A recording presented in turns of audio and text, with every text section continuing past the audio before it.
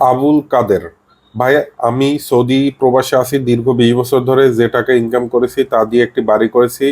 আমার মেয়েটি অনেক বড় হয়ে গেছে, ওর বিয়ের জন্য 10 লাখ টাকা লোন নিতে চাচ্ছি। যদি করে দিতে পারতেন উপকার হতো।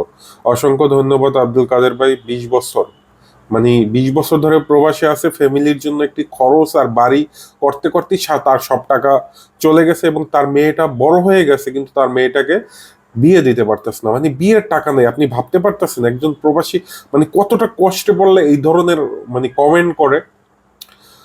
আব্দুল কাদের ভাই, আপনাকে বলবো যে আপনি ইমার্জেন্সি আপনার স্ত্রীকে আপনার স্থানীয় সিটি ব্যাংকে পাঠান। যদি পাঠান, কথা বলেন।